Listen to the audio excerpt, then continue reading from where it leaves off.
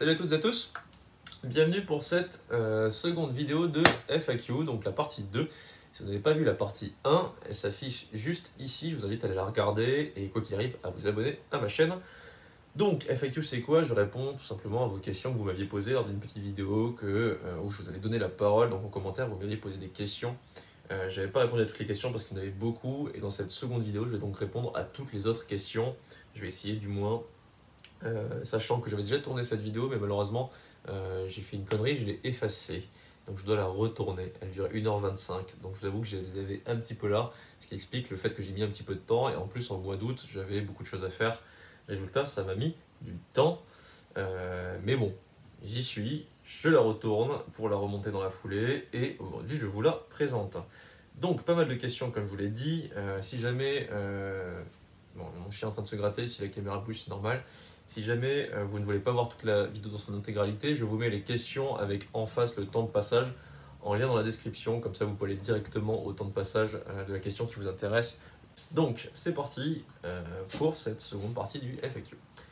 Gros Mauvais qui me dit « Hello, quel est ton point de vue sur les clubs à longueur unique? Tu as déjà testé ?»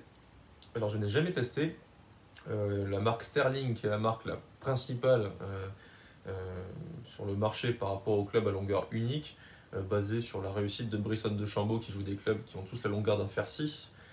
Je n'ai jamais testé, mais de ce qu'on a dit, c'est très bien. Voilà, donc je ne peux pas donner trop d'avis, mais avec un tout petit peu de réflexion, je pense sincèrement que ça va aider, ça peut aider énormément de joueurs amateurs, on va dire au-dessus de 10 d'index. En dessous, je ne suis pas certain que ça soit vraiment utile, j'en sais rien. Si ça se trouve, si je me trompe, même si ça se trouve pour moi, ça le serait. Mais pourquoi au-dessus de 10? Tout simplement parce qu'on cherche vraiment de la régularité dans les contacts. Une fois qu'on est en dessous de 10, normalement les contacts c'est pas fini, mais c'est déjà mieux quoi. Donc pour avoir des meilleurs contacts, il faut avoir de la régularité et un club à longueur unique pour toute sa série, ça permet d'avoir de la régularité. Les amateurs ont souvent du mal à gérer justement ces différences de longueur d'un club à l'autre, d'un coup à l'autre. Donc je pense que ça peut enlever ce truc-là, d'autant plus que c'est une longueur normalement de fer 8 ou de fer 7, donc dans le club plutôt intermédiaire, voire petit.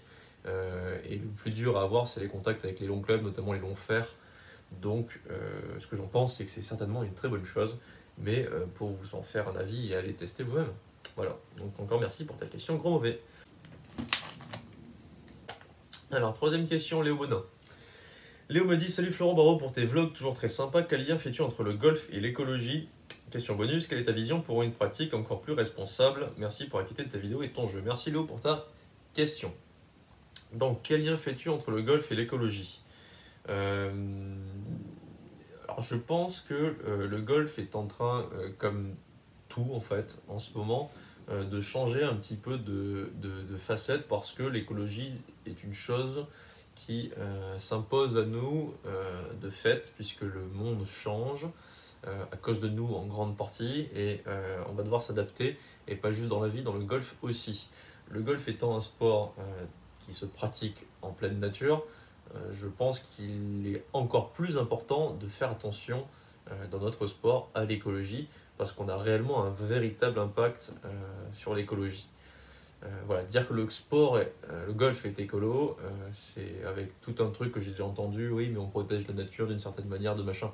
Non, c'est des conneries, le golf c'est pas écologique du tout, on utilise beaucoup d'eau, on utilise encore énormément de produits qui ne sont pas autorisés, et ça j'ai discuté un petit peu avec les greenkeepers, etc. Peut-être que je dis un truc qu'il ne faudrait pas dire, mais je m'en fous, c'est la réalité. Discutez avec les greenkeepers autour de vous, s'ils vous font confiance, vous verrez, ils n'auront aucun problème à vous dire qu'ils auront juste, entre guillemets, pas vraiment le choix d'utiliser des produits qui ne sont pas autorisés.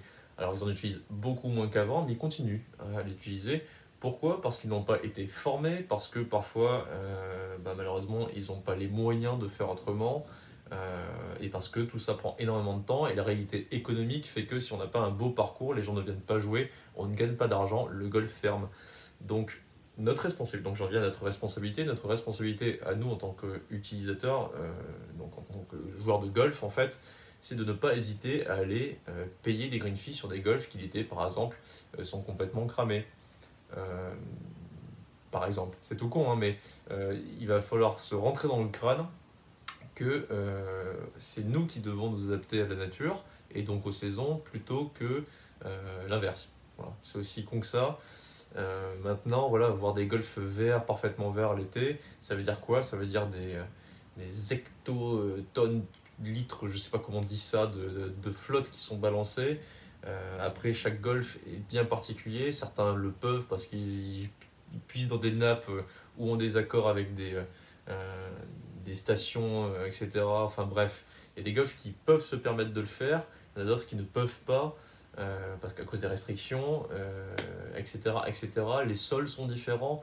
Donc, quoi qu'il en soit, si vous voulez être plus écolo dans le golf, intéressez-vous déjà au greenkeeping, au golf sur lesquels vous allez jouer, et comprenez, enfin, en gros, soyez bienveillant quoi qu'il arrive. Voilà, c'est juste ça. N'essayez pas de fustiger les golfs qui sont cramés l'été et de mettre en avant les golfs qui sont super bien entretenus parce que parfois, derrière tout ça, c'est aussi simple et bête que il y en a un qui respecte et l'autre pas en fait, tout simplement. Donc pour moi, il va falloir du temps, il va falloir qu'on soit capable de comprendre ça et surtout que les greenkeepers soient de mieux en mieux formés pour qu'ils puissent faire cette transition et qu'ils puissent respecter réellement la législation en vigueur vis-à-vis de l'écologie pour le golf. Voilà. Alors, merci Léo pour ta question. Yvonique Leloup me dit ta prépa avant le trou 1, continue comme ça. Alors mes prépas avant le trou 1, ça dépend. Si c'est en entraînement, je vais pas mentir, je vais très rarement au practice, je vais très rarement m'échauffer. J'arrive souvent au départ du 1 un peu à l'arrache, parce que j'arrive souvent 15 minutes avant mon départ. Voilà.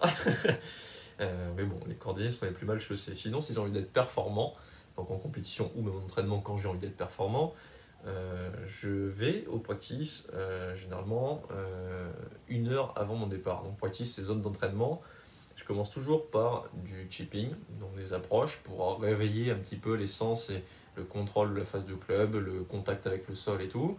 Ensuite, je fais du putting avec des exercices bien précis pour, on va dire, créer dans mon cerveau avec des tics, etc., pour créer dans mon cerveau des sensations au niveau du toucher et aussi au niveau visuel pour bien cadrer, pour bien m'aligner, etc. Donc ça dure à peu près une demi-heure. Et après, il me reste encore une demi-heure et je fais pendant 20 minutes donc ma prépa au practice où là donc je m'échauffe un peu plus, je tape des balles et ensuite je vais au départ du 1, sachant que je termine par le practice parce que tout simplement j'ai pas envie d'arriver au départ du 1 froid après avoir tapé des balles au début puis ensuite peter. Je préfère commencer par le petit jeu et ensuite arriver vers le practice avant d'aller au départ du 1. Voilà. Donc ça c'est vraiment juste pour parler du golf parce que parfois la prépa elle commence même avant elle commence avant les départs du trou numéro 1, ne serait-ce que dans l'alimentation, dans le sommeil, etc., etc. Mais ça pourrait faire l'objet d'une vidéo en entier d'ailleurs. Donc merci Yvonique pour ta question, j'espère que ça te suffit comme réponse. Antoine qui me dit Hello Flo, tu as expliqué dans une précédente vidéo, je crois que tu pouvais facilement t'énerver sur un parcours, j'ai ce problème et j'aimerais savoir comment tu fais pour arriver à te canaliser, éviter de casser en deux le contenu du sac et te remobiliser quand rien ne va depuis plusieurs trous consécutifs. Alors Antoine, déjà, je ne casse pas en deux le contenu de mon sac parce que j'ai pas les moyens pour, et puis même c'est bête, c'est pas la faute du matos. Quand je m'énerve sur moi, donc j'ai tendance à me taper la tête ou un truc comme ça. Mais ça c'était avant, maintenant c'est plus le cas. Je suis beaucoup plus calme aujourd'hui, je sais pas vraiment pourquoi, c'est peut-être l'âge, bref. Et puis même, j'ai plus l'énergie de m'énerver parce que j'ai compris quand même avec de la réflexion que quand tu t'énerves, tu perds de l'énergie. Alors je m'énerve toujours, je chouine, voilà, je chouine tout le temps, mais par contre je ne m'énerve pas au point de lancer des clubs et tout, comme ça a pu m'arriver quand j'étais plus jeune. Sinon il y a un truc qui m'a bien aidé, c'était la sophro, j'ai fait un peu de sophro. Et il y a un truc tout con, c'est qu'en fait, alors du coup je le fais plus trop parce que je m'énerve plus des masses, mais quand je m'énervais beaucoup, il y a un truc qui m'aidait bien pour me permettre d'être sur on va dire sur un état d'esprit linéaire tout au long de la partie. J'ai une petite boîte avec du café dans mon sac et donc j'avais fait des séances de sophro. À la fin des séances de sophro, quand j'étais vraiment détendu, je sentais la boîte de café parce que j'adore l'odeur du café, ce qui fait que ça enclenche un truc dans mon cerveau qui me calme en fait, ce qui fait que quand je suis sur le parcours et que je sens que ça monte un peu, vraiment trop quoi, que je ne vais pas réussir à gérer tout seul, je sens le café et ça me fait redescendre. Voilà. Quand j'y pense, parce que la plupart du temps j'y pense pas, mais je sais que ça fonctionne. Voilà. Donc si tu veux te calmer, tu peux très bien aller voir un sophrologue par exemple. Merci pour ta question. Jacques qui me dit bonjour Flo, quel est le coup à jouer qui te fait le plus flipper? Aucun coup ne me font flipper, Jacques, tu le sais bien. Non, Il y en a beaucoup en fait, en vérité. Le départ du 1 est terrible. Le départ du 1, lorsqu'il est difficile, il est assez difficile à gérer mentalement, mais c'est pas que pour moi, c'est pour tout le monde. Sinon, je dirais le petit chip sur un sol ras, gras, d'autant plus lorsque celui-ci est important. Par exemple, pour sauver un parc qui permettrait de passer un cut ou une connerie dans le genre. Voilà, donc plus on cumule les conditions qui font qu'on va être stressé pour un coup parce qu'il a de l'importance, plus c'est difficile et plus il fait flipper. Mais ouais, je dirais le petit chip vraiment sur un sol ras et gras, ça j'aime pas trop. Parce que j'ai tendance à. Je sors d'une période de yips assez sévère pendant des années au niveau des approches. Donc celui-là, je pense qu'il me fera flipper une grosse partie de ma vie. Et ça va un peu mieux maintenant. Voilà. Merci Jacques pour ta question et à bientôt. Louis R&D, tu es pro sur quelle division? Alors j'avais déjà répondu à cette question, je ne suis pro sur aucune division, j'ai été sur le circuit Alpstone l'année dernière, j'ai fait de mauvais résultats, j'ai perdu ma carte et j'ai pas repassé les cartes, donc voilà, je voulais effacer les cartes françaises en début d'année, mais ça a été annulé à cause du Covid, donc du coup j'ai toujours une petite KT qui traîne de l'Alpstone, mais c'est tout, sachant que, sachant que pour moi pro... il y en a qui font partie d'une division, mais il y en a certains, ils ont plusieurs cartes de différents circuits. On fait pas partie. C'est difficile de parler d'une division. On met les mots division parce que c'est plus simple dans notre esprit de quadriller avec comme une pyramide avec la première, la seconde, etc. Sauf qu'en réalité, les pros de golf, ils jouent sur différents circuits et donc différentes divisions. Ça se voit, il y en a certains qui jouent sur la seconde, puis ensuite ils font une petite excursion sur la première, puis ensuite pour s'entraîner, ils vont faire un tournoi du circuit français, etc.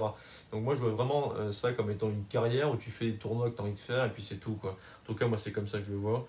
Donc je fais partie d'aucune division. Je suis juste professionnel de golf et j'essaye de choper les tournois auxquels je peux participer parce que du coup vu que je n'ai plus de cartes, c'est plus compliqué aujourd'hui pour moi d'en faire.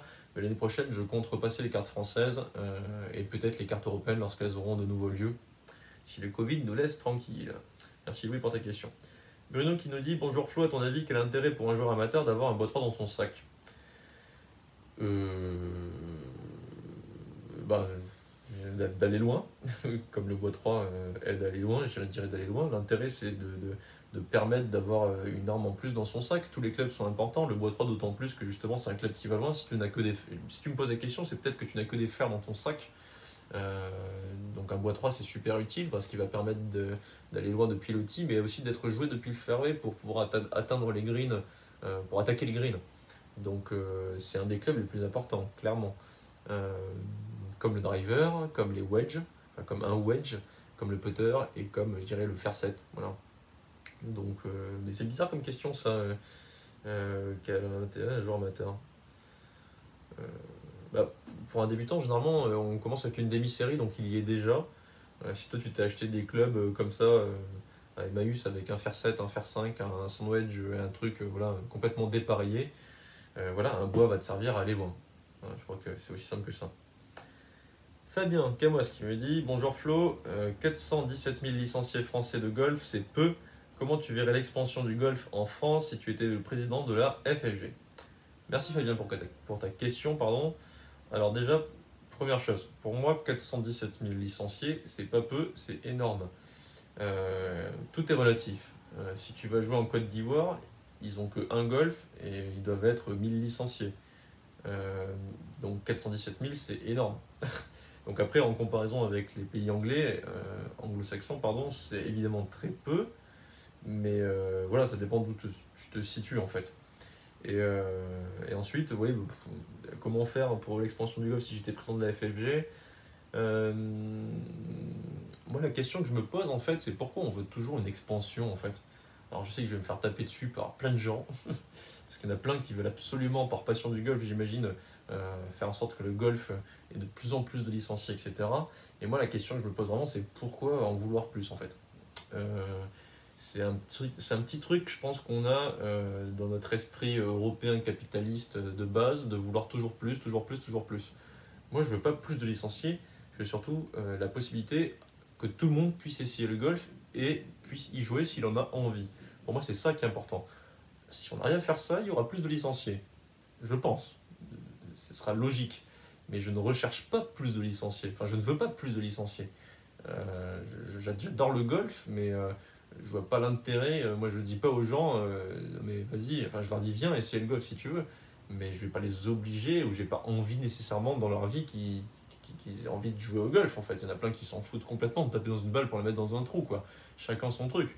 Donc, juste le simple fait qu'ils puissent essayer s'ils en ont envie, donc qu'ils aient accès à jouer au golf, que l'idée que les gens ont du golf, donc des non-golfeurs, et du golf, ce soit une idée un peu plus saine que celle qu'ils ont actuellement, parce que le golf ne jouit pas d'une image très bonne, mais vouloir plus de licenciés, je comprends pas trop l'idée. Alors, je comprends que certains aient envie qu'il y ait plus de licenciés, parce qu'ils aiment tellement le golf qu'ils veulent leur faire en sorte que tout le monde s'y mette, parce que c'est génial le golf et ça leur a changé la vie, ou voilà, ils sont passionnés, etc.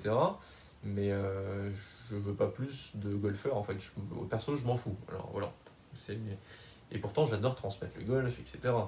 J'adore que les gens apprécient le golf lorsqu'ils le découvrent, et j'adore faire découvrir le golf. Mais vouloir plus de licenciés, c'est peut-être limite un peu égoïste, en fait. Donc si j'étais président de la FFG, je ferais surtout en sorte que tout le monde puisse jouer au golf. C'est tout. Et puis que les golfeurs soient plus cool. Voilà. Merci pour ta question. François Terraza. Salut Florent, tout d'abord bravo pour ta chaîne. Étant également bordelais et habitué au golf du golf de Ténac, c'est vraiment top de voir jouer. Merci pour tout ce que tu viens de dire, mais par contre, je vais essayer de choper ta question parce que là, c'est très long. Alors, est-ce que tu pourrais rapidement présenter les clubs qui te paraissent indispensables à avoir dans le sac pour un amateur au niveau correct, entre 10 et 25 d'index pour avoir une fourchette large? Je te vois souvent utiliser le lob wedge, gap wedge et quelques éclaircissements en dehors des drivers, putter, faire 5, 6, 7, 8, 9 me seraient précieux. Très bonne continuation, ne change rien. Alors, je suis pas sûr de comprendre la question, alors attends. Donc, les clubs indispensables pour un amateur de niveau correct. Ben, une demi-série, si on fait une demi-série, c'est pas pour rien, c'est que du coup, ça permet d'avoir la fourchette justement de distance qu'on puisse faire avec les clubs la plus large. Donc, le putter parce que c'est utile, les wedges parce que c'est bien pour les approches, les bunkers, etc. Le sandwich. 9, 7, 5 pour permettre d'avoir un gap assez important dans les longueurs que tu puisses faire avec tes fers, et un bois 3 ou un bois 5 pour mettre de la distance depuis le tee et pour faire des coups assez longs. Donc pour moi, les clubs ultra utiles, c'est vraiment les clubs d'une demi-série classique. Voilà. Après, moi, si j'utilise beaucoup les low wedge, etc., c'est parce que je tape fort, et donc du coup, j'ai souvent besoin de ces clubs pour attaquer, notamment les par 4 en régulation, après ma mise en jeu avec le driver ou le bois 3. C'est pour ça que je tape beaucoup ces clubs, mais l'amateur classique, voilà, dont tu prends l'exemple entre 10 et 25 d'index, il tape beaucoup plus souvent, par exemple, son driver, puis ensuite son hybride ou son bois 3, ou un fer assez long pour attaquer les trous en régulation. Donc du coup, les clubs ont une importance différente en fonction des niveaux. Donc voilà. Je crois que c'est tout. J'ai quelques exemples de driver, peut-être serait précieux. Alors je suis pas sûr du reste de la question, donc du coup je vais m'arrêter là. Je pense que ça va peut-être te suffire ou pas, j'espère. Voilà, mais sinon j'ai répondu, hein, demi-série. Antoine Vacheray, salut et merci pour ta chaîne que je découvre depuis 2 semaines. Y a-t-il un jeu vidéo de golf, bien évidemment, que tu recommandes? Penses-tu que ceux-ci peuvent être bénéfiques pour la partie théorique, stratégique? La bise, Antoine. Merci Antoine pour ta question, très originale. Donc un jeu vidéo que je recommande. Tiger Woods PGA Tour 2004 sur GameCube. Mais bon, si t'as pas la GameCube, c'est con. Sinon, j'avais bien aimé aussi le 2011 sur PC.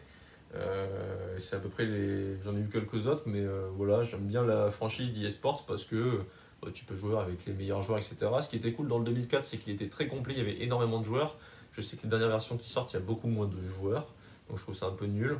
La personnalisation des joueurs est aussi pas largement meilleure qu'avant, au contraire, tu as moins de marques et tout. Donc j'avais bien aimé le 2004 parce que tu pouvais absolument tout changer. Le 2011 était fantastique aussi parce que tu pouvais, en tout cas sur PC, mais je pense que c'est la même sur les consoles, tu pouvais aussi jouer dans des époques différentes. Donc tu jouais par exemple le Masters d'Augusta en 1950, donc en noir et blanc ou en sépia, avec le parcours à l'époque, donc avec les arbres qui n'avaient pas encore grandi, pas encore les nouveaux Bacti, etc.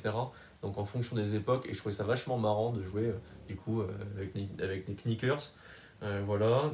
Sinon pour les nouveaux jeux qui arrivent, ben, j'en sais rien, je pense qu'ils sont tous bons, hein, quand on aime le golf, on aime bien jouer aux jeux vidéo, qu'on aime bien les jeux vidéo, forcément ceux de golf on kiffe. Maintenant, je sais qu'il y a des nouveaux jeux qui existent qui sont aussi pas mal, où tu peux faire tes parcours et tout, donc on va essayer. Je peux pas trop t'aider pour ça. Par contre, est-ce qu'ils peuvent aider pour la partie théorique stratégique? Euh, je pense que oui, un petit peu, notamment pour la gestion du vent et la compréhension des rebonds et des angles par rapport au vent et par rapport au dénivelé. Parce que c'est là l'importance des jeux vidéo si on a envie de bien jouer, donc pour ceux qui connaissent, jeux vidéo de golf, pour bien jouer, il faut bien capter vraiment le choix du club en fonction du dénivelé, du vent et donc l'endroit où on doit viser par rapport au rebond de la balle. Voilà, donc je pense que c'est utile pour ça. Sinon, c'est un peu trop facile, je trouve, les jeux vidéo de golf. Faire -25, ça n'arrive pas dans la vraie vie. Oui, c'est utile, mais bon, c'est quand même limité, hein. Si tu as du temps à passer, passe-le plutôt sur un vrai golf, si tu veux progresser, plutôt que sur un jeu vidéo. Merci encore pour ta question. Je vais boire un petit peu. Alors Antoine Fols me dit: Salut, comment arrives-tu à faire pitcher les balles sur le green et à mettre du backspin pour qu'elles s'arrêtent sur le green? Alors, comment j'arrive à faire pitcher les balles sur le green et à mettre du backspin? Alors le backspin, je fais pas exprès, parce que l'effet backspin, en fait, c'est dû tout simplement à l'angle d'attaque de ton club sur la balle.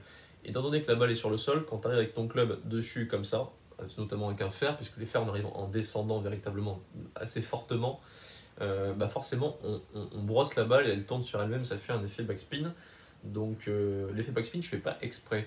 Ce qui donne un effet backspin, c'est un angle d'attaque un peu plus descendant, donc enfin un angle d'attaque pardon, descendant avec un club ouvert. Le club qui donne le plus de backspin, c'est le pitching wedge, si vous le saviez pas. Donc comment je fais? Je fais pas exprès. Euh, Ensuite, comment faire pitcher les balles? Je les mets au ciel, et encore une fois, c'est avec un club ouvert. Donc en réalité, quand tu vois des balles à la télé qui atterrissent et qui reviennent en arrière, c'est uniquement parce qu'ils ont pris un club normalement ouvert. Ils font difficilement du backspin avec un fer 3. Un club ouvert et qu'ils ont fait un swing avec beaucoup de vitesse. Et comme chacun le sait, les pros tapent loin. Donc quand tu tapes un coup de pitch à 130 mètres, c'est un peu logique qu'elle prenne du backspin si les conditions sont réunies pour que la balle puisse le faire, c'est-à-dire un green d'une bonne fermeté, ni trop mou, ni trop ferme, avec une herbe assez rase pour qu'elle puisse reculer. Voilà. Donc en fait, le backspin, on ne fait pas exprès.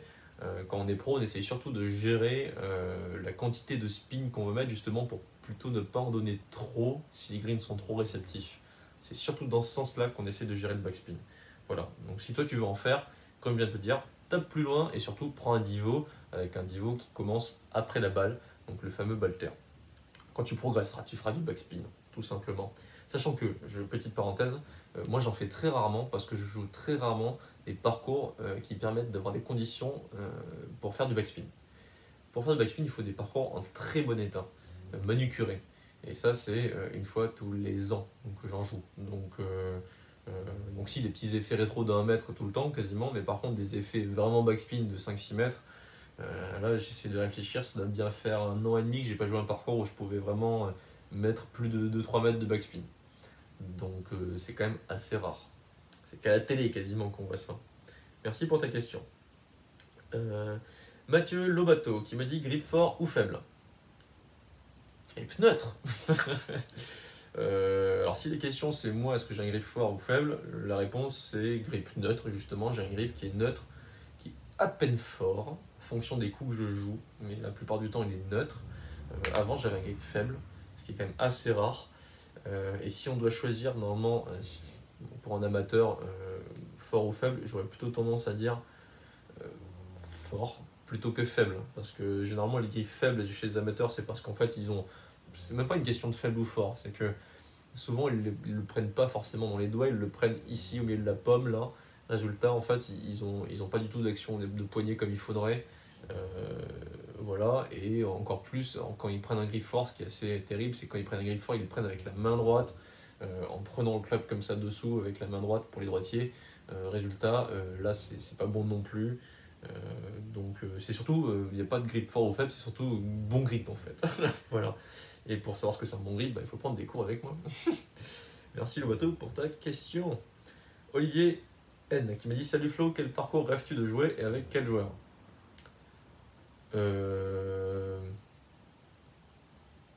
Bon, alors déjà le joueur Tiger Woods forcément, et le parcours, j'en sais rien. Là de suite, je dirais Augusta comme ça, ou non, Pebble Beach ou Saint-Andrews, des trucs comme ça, mais parce que c'est les grands classiques. Mais après, moi j'ai un petit peu du mal avec l'histoire du golf, et notamment Augusta, hein, tout con. Hein. Augusta, caddie noir, interdit aux femmes. L'histoire du golf n'est pas forcément reluisante en fait, quand on regarde un peu dans le passé, même si aujourd'hui ça a changé, mais bon, Augusta ça n'a pas vraiment changé. Hein. Ils ont accepté Condoleezza Rice, une politique américaine il n'y a pas longtemps, comme étant la première femme membre du golf d'Augusta, mais c'était il y a 5 ans, ils n'ont même pas de départ femme Augusta, et alors il y a 2 ans, ils ont commencé à faire un tournoi amateur féminin, mais bon, c'est histoire de changer leur image, mais ça change lentement quand même. Hein. Donc voilà, tous ceux qui se la nouille devant Augusta, le Masters, etc. Moi aussi, hein, j'adore le parcours, j'adore comment dire, le tournoi, etc. Il est exceptionnel. Mais bon, l'histoire de la plupart des grands clubs de golf est pas fantastique. Donc, mais bon, juste pour l'intérêt de jeu et tout, je dirais quand même Pebble Beach parce que le cadre est fantastique. Donc en Californie avec la mer juste à côté. Et voilà. Ensuite, j'adorerais jouer plein d'autres parcours qui sont pas forcément connus, mais qui sont très très bien situés et certainement très agréables à jouer. Puis le joueur, bah voilà, je viens de répondre forcément Tiger Woods. Hein. Si un jour je joue avec Tiger Woods, ce qui n'arrivera probablement pas, clairement, je pense que je vais très clairement me chier dessus, quoi. Merci pour ta question. Alors Sylvain Lebray qui me dit bravo pour tes vidéos, je viens de m'abonner car c'est vraiment bien tes présentations golfiques. Quels conseils simples sur la stratégie par exemple des par 4 donnerais-tu pour jouer régulièrement bogey ou par index 22 ce jour? Alors, stratégie, on va prendre les par 4, mais même de toute manière on va prendre les trous de manière générale.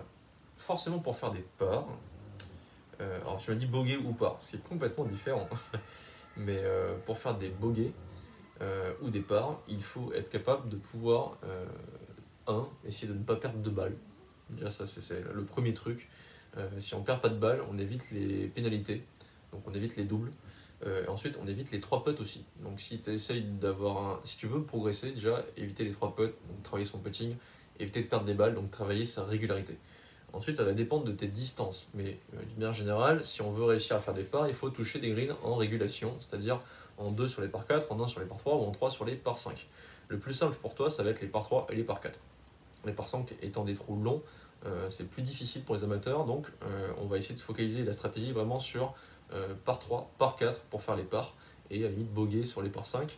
Donc pour réussir à faire justement ce fameux score du par, toucher la régulation, ça veut dire pouvoir prendre le risque à la mise en jeu de taper loin, donc de pouvoir s'échapper à droite ou à gauche pour pouvoir se donner la chance de toucher la régulation. Pardon. Donc si déjà dès le départ tu prends un fer qui ne te permettra pas ensuite avec ton second coup d'attaquer le par 4 en 2, tu t'enlèves presque à coup sûr la chance de par. Tu feras normalement quasiment à tous les coups au mieux bogey.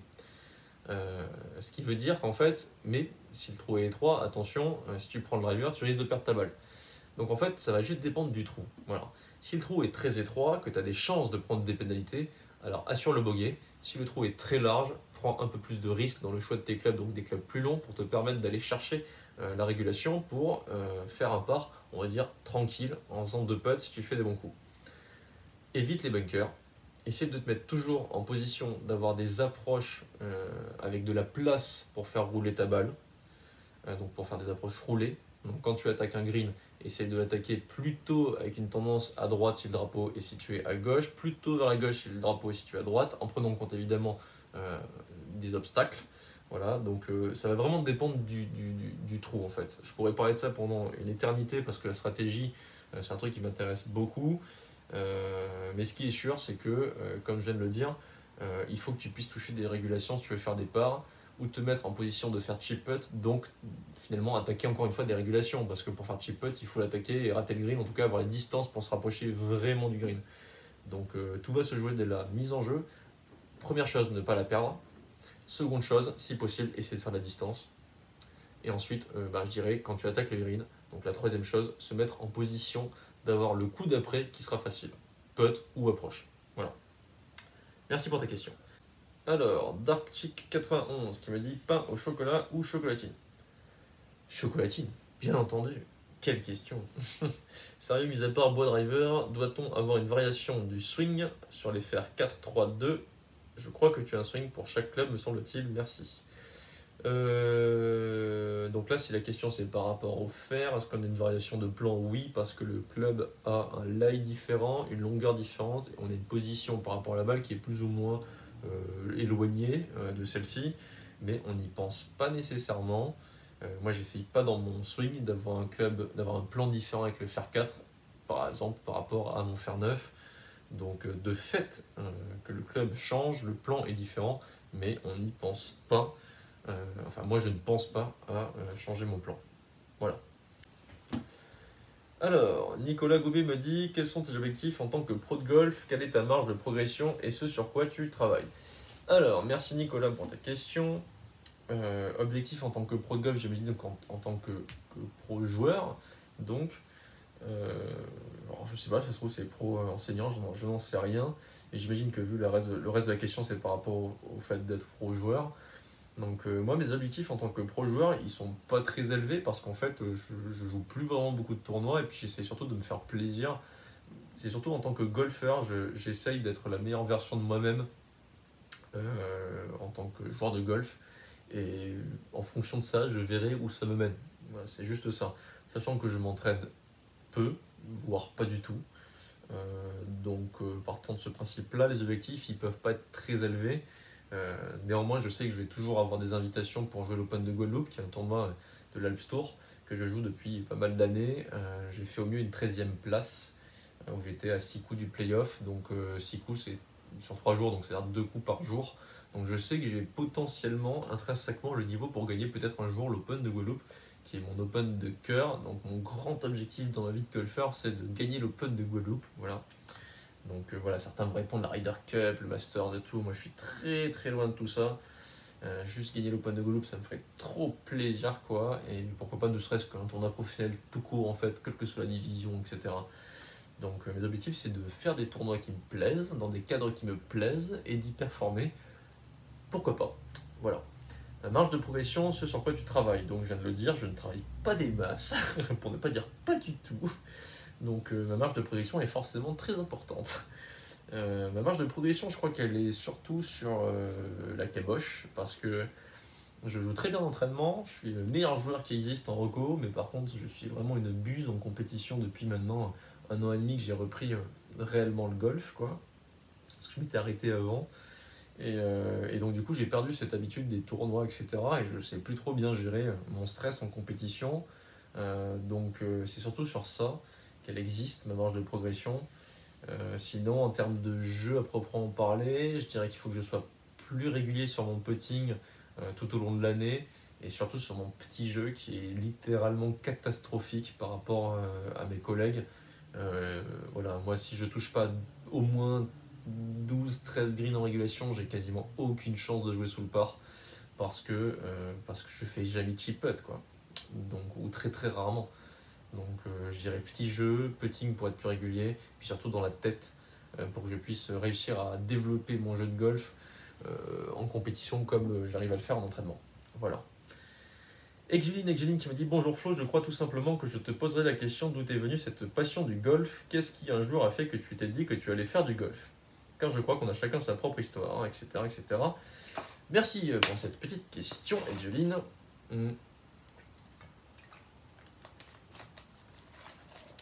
Donc, qu'est-ce qui un jour a fait que je me suis dit que j'allais faire du golf? Je me suis pas dit un jour que j'allais faire du golf, j'ai surtout fait du golf et puis ensuite j'ai continué. C'est aussi simple que ça. J'ai commencé jeune en fait, donc du coup ça m'a aidé à ne pas me dire que j'allais justement faire du golf, quoi. J'ai pas eu cette réflexion que pourrait avoir quelqu'un d'adulte qui se dit tiens, je vais me mettre au golf. Voilà. Moi j'ai juste joué au golf. Ensuite, d'où vient la passion du golf? Je crois qu'elle est venue avec le temps. Parce que si je me souviens bien, de mes 10 à mes 13 ans, j'ai quasiment arrêté en fait. Donc la passion, elle n'était pas vraiment là, elle est venue avec les résultats aussi, j'avoue. Quand j'ai grandi, j'ai commencé à taper plus fort, donc j'ai commencé à faire des scores et ça m'a commencé à me plaire. J'adorais la compétition quand j'étais jeune, quels que soient les sports. Et du coup, avoir de la réussite lorsqu'on fait des compétitions et qu'on gagne des prix, des lots, des coupes, des machins, etc., j'adorais ça.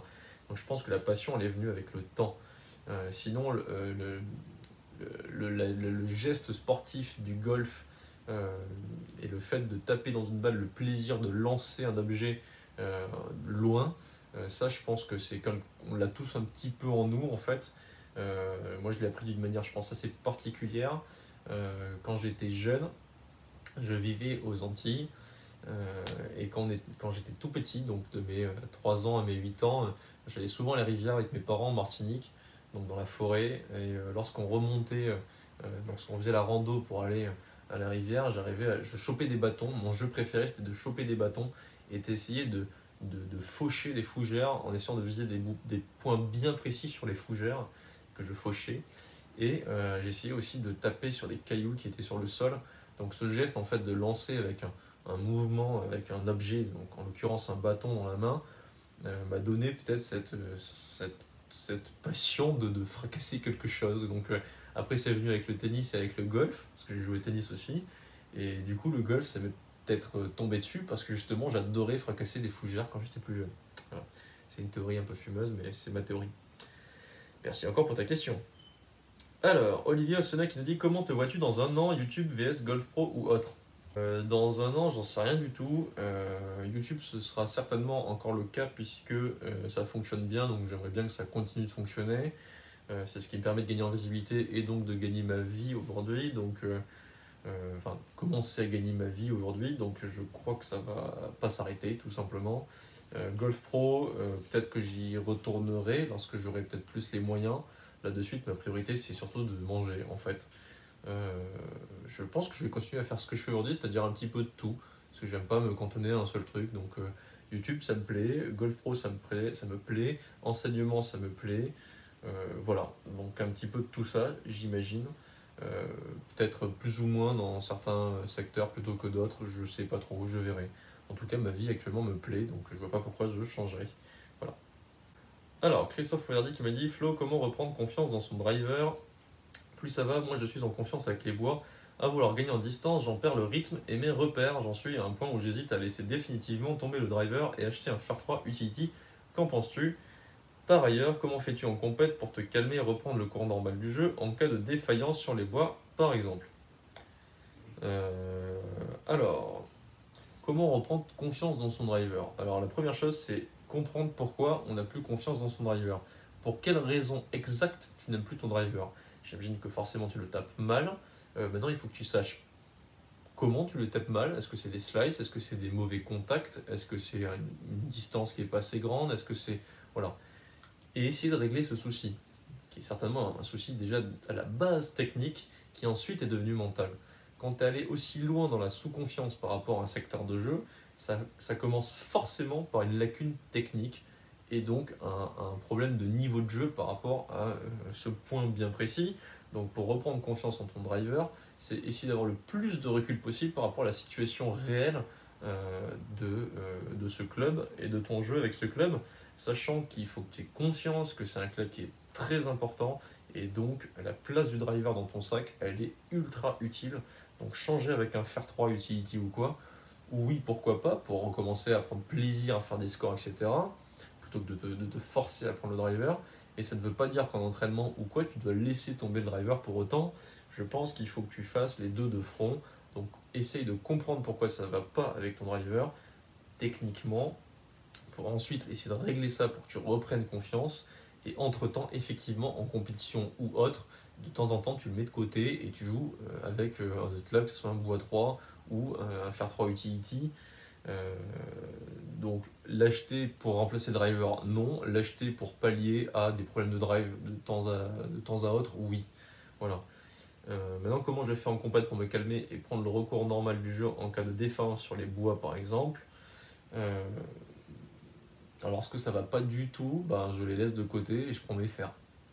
C'est aussi simple que ça. C'est-à-dire que stratégiquement parlant, parfois il y a des compartiments de jeu qui ne vont pas du tout un jour, et on essaye de les éviter ou de se dépatouiller pour faire autrement. Voilà. Après, voilà, c'est tout en fait. Il n'y a pas d'autre chose à rajouter. Je te remercie pour tes questions. Alors, Nice Bergel, Golf Vlog, qui m'a dit tu préfères un driver à 320 mètres ou un putt gauche-droite en descente de 30 mètres? Alors, quitte à choisir, si je devais rentrer tous mes potes de 30 mètres ou driver toujours à 320 mètres, je choisirais les potes puisque je ferai que des scores énormes. Je ferai que des 1 pote. Mais non, si la question c'est uniquement est-ce que je prends plus de kiff à taper un drive à 320 mètres ou plus de kiff à rentrer un pote de 30 mètres, je dirais que dans la sensation, c'est forcément le drive à 320 mètres parce que lorsqu'on putt à 30 mètres, on ne sait pas si elle va rentrer.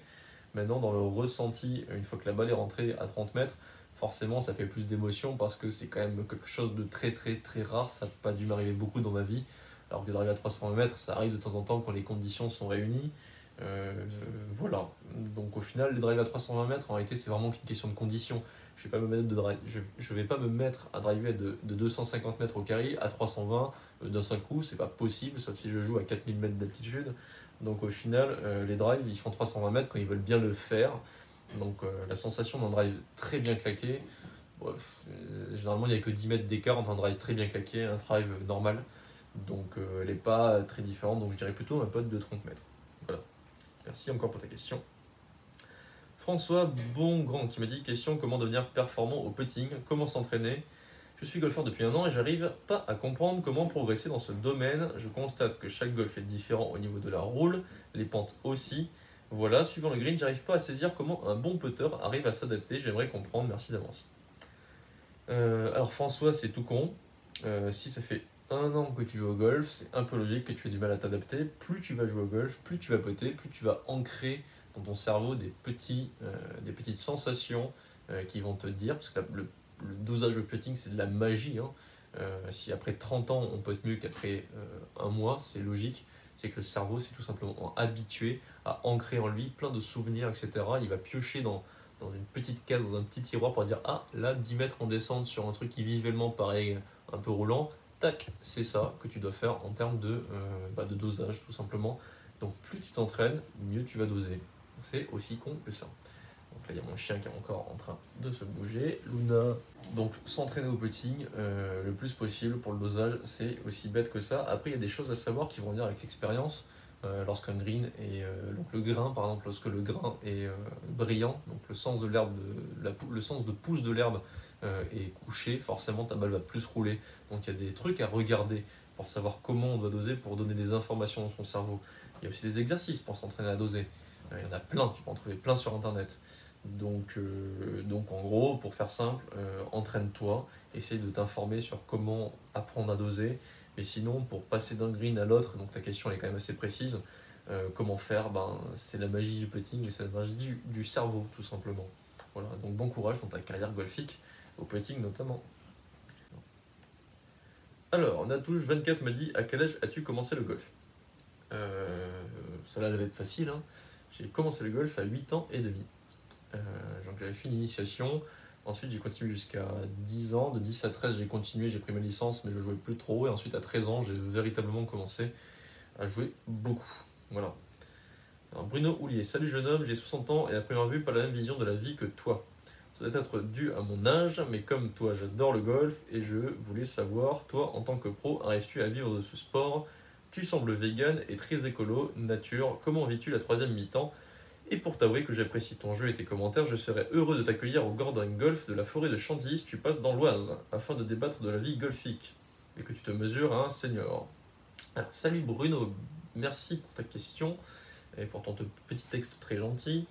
Alors pas la même vision de la vie que moi peut-être, de toute façon personne n'a la même. Après, dû à l'âge, ça j'en sais rien, hein. C'est que des suppositions tout ça, voyons. Alors, en tant que pro, rêves-tu à vivre de ce sport? Oui. Vivre bien, non, pour l'instant, j'espère. En vivre mieux, en tout cas, du moins. Mais en tout cas, je fais tout pour. Le golf, c'est ce qui me permet de manger, que ce soit mon métier d'enseignant, mon métier de pro, joueur, etc. Donc oui, j'arrive à en vivre. Je semble vegan, alors non, je suis végétarien. Écolo nature. Nature oui, écolo non. Pourquoi? Parce que je suis pro de golf. Et qu'un pro de golf ne peut pas être écolo. Parce que lorsque je vais faire des tournois en Égypte, donc je brûle le kérosène à mort pour aller jouer des tournois sur des golfs qui sont en plein désert. Je peux pas me considérer comme écolo. On est tous écolos, hein, mais j'ai une conscience écologique qui est quand même assez importante, mais je ne la mets pas en place. Donc je ne suis pas du tout cohérent avec cette conscience écologique. si j'étais parfaitement cohérent dans ma vie, dans ce que je mets en place dans ma vie, par rapport à cette conscience écologique, je ne serais pas pro de golf, je n'irais pas faire des tournois en Afrique, je n'irais pas défoncer la planète de cette manière, et je jouerais même peut-être même pas du tout au golf. Donc c'est une hérésie de penser que je suis écolo. En tout cas, moi je ne le pense pas, si je veux être honnête avec moi-même et avec vous. Donc, comment vis-tu la troisième mi-temps? Alors, la troisième mi-temps, elle n'existe pas, c'est le 19e trou au golf. Et comment je la vis? Généralement, une petite bière, une demi-pêche, sinon un petit punch lorsque je suis en golf. Voilà. Ou deux. Ça, c'est quand j'ai rien à faire l'après-midi. Alors, JC Like qui me dit petite question liée à la gestion des parcours. Les carnets de parcours avec bonnes infos de green plus distance du golf n'existe quasiment plus pour les amateurs. Entre un carnet, une montre et un télémètre, quel est le meilleur outil pour gérer un parcours, surtout quand on ne le connaît pas? Alors je pense que tous les outils sont importants, utiles. Le télémètre est bien pour prendre le drapeau et bien pour prendre des bunkers qui ne seraient pas forcément sur la montre ou quoi. Mais je sais que la montre est utile aussi pour avoir l'entrée du green, la fin du green et tout. Donc moi j'ai une préférence pour le télémètre parce que du coup le télémètre il me permet d'être très libre quoi, tac tac tac. Enfin je dis ça mais parce que j'aime pas porter de montre, je déteste avoir des montres. Donc du coup à cause de ça en fait j'ai pas de montre et puis de toute façon mon télémètre me suffit depuis le temps que je l'ai, ça fait 12 ou 13 ans et il me va très bien. Et je sais que les montres fonctionnent très bien et sont pour la plupart des amateurs mieux que les télémètres. Voilà. En plus ils fonctionnent mieux, ça fonctionne plus facilement. Lorsqu'il y a du brouillard tu peux quand même avoir la distance, lorsque tu te trompes de fairway ou que t'as pas fait exprès mais bref tu peux quand même encore avoir la distance, etc. Après il n'y a pas forcément tous les parcours dessus. Donc le meilleur outil je dirais que c'est aussi le carnet en même temps. En fait il faudrait avoir un petit peu de tout. Mais dans l'absolu de l'absolu, à l'ancienne avec un carnet c'est bien, mais il faut avoir un vrai carnet et ça n'existe effectivement plus vraiment. Parce que les carnets qu'on a aujourd'hui, il y a une, deux, trois distances, mais bon, ça ne sert pas à grand chose. Les carnets qu'on a en tournoi pro, par contre, c'est vraiment très utile. Il y a les pentes, il y a plein de distances, et là c'est génial parce que du coup, on a vraiment pour le coup pas besoin ni de montre ni de télémètre. Sauf quand on se trompe de fairway, ça serait utile, mais bon. Du coup, les carnets, ça serait génial d'avoir des super carnets, mais les gens mettraient 15 ans à les comprendre, à les utiliser aussi. Donc, pour la vitesse du jeu, je pense que le télémètre ou la montre, c'est quand même pas mal. Voilà. Sinon, pour la gestion du parcours, tu peux aussi le faire sans rien du tout à l'ancienne, juste visuellement, c'est pas mal non plus. Ça permet de développer un petit peu d'essence que les gens n'ont plus justement avec tous ces outils. Donc moi je suis pour tous ces outils pour que ça aille un peu plus vite et pour faciliter le jeu de golf, pour notamment comprendre et connaître ses distances. Lorsqu'on regarde sa montre, on finit par connaître ses distances, ce qui n'était pas forcément le cas avant. Voilà, donc il faut savoir l'utiliser, mais il faut savoir bien jouer sans aussi. Voilà. Merci pour ta question. Ciboulette qui me dit comment tous les joueuses arrivent à un moment où je pense changer ma série de faire. Merci de me donner ton avis dans le cas. Oh putain, j'arrive plus à parler. Je suis fatigué.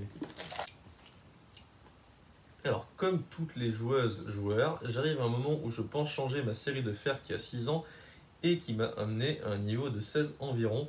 Et là se pose la question, golf fitting ou club maker, merci de me donner ton avis. Et dans le cas où tu es plutôt fitting, as-tu fait rééquilibrer tes clubs? Merci d'avance. Donc, le fitting est fait par un club maker, donc en fait c'est un peu la même chose. Alors le club maker normalement il est quand même plus. Le fitting tu peux le faire en pro shop si je ne me trompe pas. Le club maker c'est vraiment le mec qui s'y connaît à mort sur le matos. Donc forcément si tu as les moyens, club maker, si tu en connais un bon, etc. Voilà, ce sera toujours mieux qu'un fitting bête et méchant. Mais après par rapport à ton niveau, comme la plupart des amateurs, un fitting classique c'est déjà pas mal quoi. Donc si tu peux faire équilibrer tes clubs, c'est un plus aussi. Sinon, c'est pas trop grave. Moi, je suis pas trop pour me prendre la tête au niveau du matos, honnêtement. Je vais pas dire que ça sert pas. C'est très utile d'aller voir un club maker et tout. Mais les gens ont d'autant plus à gagner à aller prendre des cours plutôt que de changer de club tous les 6 mois, quoi, ou tous les ans. Par contre, là, si ça fait 6 ans, effectivement, il vaut mieux changer. Donc, les deux iront très bien. Voilà. Comme ça, t'inquiète pas, t'es tranquille, sois serein, sereine. Ciboulette, c'est peut-être une femme, je ne sais pas. Donc du coup, va faire un fitting, va voir un club maker, ça changera pas grand-chose. Dans tous les cas, ça te fera progresser si ta série a 16 ans et que tu estimes que c'est plus du tout adapté à ton jeu. Voilà. Alors, Flav qui me dit: Salut, voici ma question. Est-ce que tu as une explication sur le fait qu'en France, on n'a plus de très grands joueurs du genre capable de remporter un majeur, et cela depuis des années, alors que le golf y est plutôt développé par rapport à plein d'autres pays? Je pense par exemple à l'Italie où le golf reste hyper marginal et où pourtant ils ont eu Molinari. Voilà, merci. Alors, pour ce qui est de Molinari, ce qu'il faut comprendre, alors déjà on a des joueurs qui sont capables de gagner des majeurs, hein, faut pas dire ça, il y en a plein qui sont capables et je pense que ça arrivera dans pas forcément si longtemps que ça. Dans moins de 10 ans, je suis sûr qu'on en a au moins un. Molinari, certes, il a gagné un majeur, mais je veux dire, si tu regardes le nombre d'Italiens qui sont sur le circuit, il y a plus de Français. Donc au final, sur quoi on se base par rapport à la réussite d'une nation dans le milieu professionnel? Je suis pas sûr que ce soit par rapport au nombre de victoires en majeur. Je pense que c'est plus par rapport au nombre de joueurs qui sont présents à haut niveau. C'est comme au tennis, on n'arrête pas de dire qu'on n'a pas gagné depuis Yannick Noah, mais en attendant, on avait quand même 4 joueurs dans le top 15 à un moment donné, ce qui était bien plus que la Suisse avec juste Roger Federer. Donc au final, en fait, pour moi, la réussite d'une nation dans un sport, elle ne se situe pas en termes de nombre de grands champions qu'on a. D'autant plus que, par exemple, si Grégory avait gagné l'US Open, ça n'aurait pas fait de lui le meilleur joueur français des 30 dernières années. Euh, Par exemple. Alors s'il avait gagné, peut-être que derrière foulée, il aurait pu débloquer mentalement des trucs, il en aurait gagné d'autres. Mais en tout cas, ce qui est sûr, c'est qu'on ne base pas la carrière d'un joueur par rapport à ses victoires en majeur.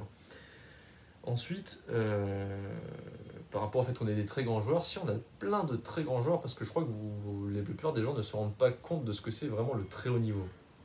Le très haut niveau, c'est la crème de la crème euh, de tous les joueurs de golf au monde, et on est le sport le plus pratiqué individuellement au monde. Donc en ce moment, je crois qu'on a 3 ou 4 joueurs dans le top 100. C'est déjà beaucoup, quoi. Enfin, je veux dire, on est certes une grande nation de golf, mais on est quand même une toute petite nation comparée aux États-Unis ou alors à l'Angleterre ou même l'Afrique du Sud. Donc je pense que j'ai pas les statistiques en fait réelles. Il faudrait des statistiques comparatives entre le nombre de licenciés, le nombre de joueurs présents sur le circuit à très haut niveau, dans le top 500 mondial par exemple. Et là, on verrait véritablement s'il y a une différence dans notre manière de créer des joueurs de golf à haut niveau. Après, si on veut une mini théorie, ouais, pour une toute petite, c'est que le golf, comme n'importe quel sport de haut niveau, il faut en vouloir grave pour y arriver, et pour en vouloir, il faut avoir une certaine mentalité. En France, on n'a pas non plus la mentalité de la gagne, de la réussite, etc. Donc je pense qu'on n'est pas complètement fait pour le sport de haut niveau. Ce qui en soi n'est pas une mauvaise chose, parce que vouloir à tout prix battre les autres, pour moi, c'est con, quoi. Enfin bref, c'est utile pour le sport de haut niveau, mais bon, après, est-ce que c'est vraiment utile dans la vie de vouloir écraser les autres? Je suis pas sûr. D'autant plus dans le golf où en plus c'est un sport individuel. Donc pour moi, non. Alors, pour moi, on a encore des très grands joueurs. On en a plein. Plein en devenir aussi. Je pense qu'on peut faire mieux. Est-ce qu'on doit faire mieux? Ça, c'est une autre question. Je crois qu'il faut surtout. Faudrait des stats. Voilà. Il faudrait juste des statistiques parce que clairement, je suis même pas vraiment capable de répondre à part ce que je viens de dire. Pour moi, on est déjà très bon. Merci toutefois pour ta question. Alors Clément Guéraud, que penses-tu de l'écologie dans le golf? Parce que bon, j'ai perçu un peu honte quand je pense à toute cette eau utilisée. Alors j'ai déjà répondu un peu à la question tout à l'heure. L'écologie dans le golf, pour moi, elle n'est pas assez développée, mais pas que dans le golf, dans tout. Avoir honte, c'est peut-être un peu logique, parce que du coup j'imagine que tu as une conscience écologique qui est assez développée, du coup tu te sens pas complètement honnête avec cette conscience-là. J'ai pu avoir cette petite honte aussi. De temps en temps, j'ai vite fait de la balayer et d'être très arrangeant avec moi-même pour ne pas trop faire en sorte qu'elle prenne trop de place, parce que je sais que c'est mon métier. Donc du coup, si j'y pense trop, je finis par arrêter ce que je fais. Maintenant, l'écologie dans le golf, je le répète très vite fait, sinon on va voir l'autre question qui l'a concerné. Je crois que ça va être une prise de conscience globale de tous les joueurs de golf vis-à-vis de l'écologie dans ce sport. Il va falloir qu'ils comprennent qu'on ne va pas pouvoir jouer des parcours manucurés toute l'année, tout le temps dans le futur. Et il va falloir surtout que les greenkeepers soient formés du mieux qu'on puisse pour qu'ils puissent simplement rendre les parcours les plus écologiques possibles. Voilà. Ah oui, autre chose aussi, si on va dans le plus global, on n'a pas des très bons exemples avec les tournois pro qui sont faits sur des parcours, pardon, euh, très verts, notamment Augusta, par exemple. Il y avait un papier qui est sorti il n'y a pas longtemps sur ça, l'effet Augusta, qui a un peu flingué cette image du golf parfait, qui est forcément tout vert et parfaitement entretenu. Donc je pense voilà, finalement le golf qu'on voit à la télé n'aide pas les gens à apprécier ce qu'ils ont, c'est-à-dire des golfs un peu moins bien entretenus, sachant que les golfs qu'on voit à la télé, faut pas croire qu'ils seront comme ça toute l'année, ils le sont parce qu'il y a des événements de grande importance qui arrivent, euh, voilà, mais sinon le reste de l'année, ils sont comme tout le monde, lorsqu'il pleut des trombes, ils sont dégueux, et lorsque l'hiver arrive, ils sont dégueux. Lorsqu'il fait ultra sec et qu'ils ont 6 mois d'un grand tournoi, parfois ils sont dégueux aussi. Alors, il y en a certains qui sont parfaits toute l'année, presque parfaits toute l'année. Il faut savoir que l'herbe, il faut qu'elle respire aussi, il faut qu'elle grandisse, etc. Un parcours ne peut pas avoir des greens extrêmement ras toute l'année, c'est pas possible. Parfois il faut que le parcours on le laisse respirer un petit peu, donc l'herbe n'est pas tout le temps parfaite, comme on le voit à la télé, et ça il faut en avoir conscience aussi, et je pense que les gens oublient que certains parcours qui sont dégueux ont parfois été 3 mois auparavant parfaits, et eux-mêmes le disaient. Donc voilà, un parcours c'est quelque chose de vivant, qui change avec les saisons et avec le temps, donc il faut être conscient de ça, et être très indulgent. Voilà. Alors c'était pas forcément de l'écologie, mais bon bref, j'ai fait un petit peu une petite. Voilà. Alors, Florent Lacoste. Salut Florent. C'est marrant d'entendre ça de la part d'un Florent. Combien de cours penses-tu que nous devrions prendre par mois afin de vraiment espérer progresser, passer de 33 à 1 d'index à un chiffre et surtout pouvoir maîtriser tous les clubs? Merci par avance pour ta réponse. Alors, c'est une question très évasive parce que ça va dépendre des gens. Moi, j'ai réussi à être professionnel sans vraiment prendre de cours dans ma vie. Donc, en fait, ça ne veut pas dire grand-chose. Je dirais que ouais, voilà, si tu prends des cours, ça va forcément t'aider à progresser plus rapidement. Ça, c'est quasiment sûr à 100%, quoi. Maintenant, combien, j'en sais rien. Si t'en prends assez régulièrement, c'est comme le bac, hein.